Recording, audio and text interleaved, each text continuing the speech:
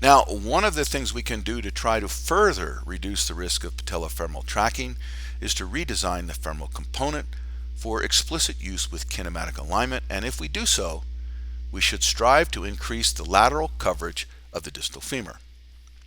The anatomic rationale for designing the prosthetic trochlea for kinematic alignment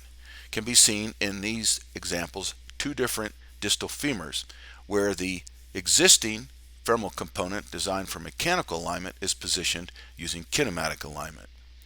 And what you can see in the outline in red, which was the resection plane, that the mechanical alignment prosthetic trochlea uncovers the lateral femur. So if we can change the shape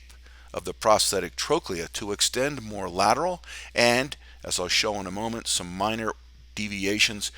from the current existing groove location, this can maybe more optimize our femoral component for kinematic alignment. So the newly designed kinematically aligned prosthetic trochlea, when superimposed, markedly covers up that lateral ridge, and this increases the ability of the prosthetic trochlea to capture the patella as the knee is flexed. A biomechanical rationale for redesigning the prosthetic trochlea explicitly for kinematic alignment was derived from this study performed in our lab, where we looked at kinematic alignment and showed that it more closely restores the groove location and the sulcus angle of the native trochlea than mechanical alignment does, and this provides some implications for prosthetic design. So if we look at this little complicated slide, but at the top you can see we investigated the persona, the next gen, the vanguard. On the y-axis are a variety of dependent variables: medial lateral location of the groove,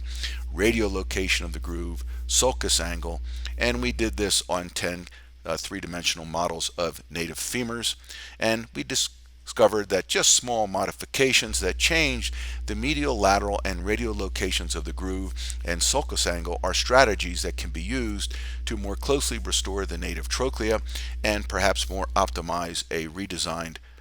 femoral component for use explicitly with kinematic alignment.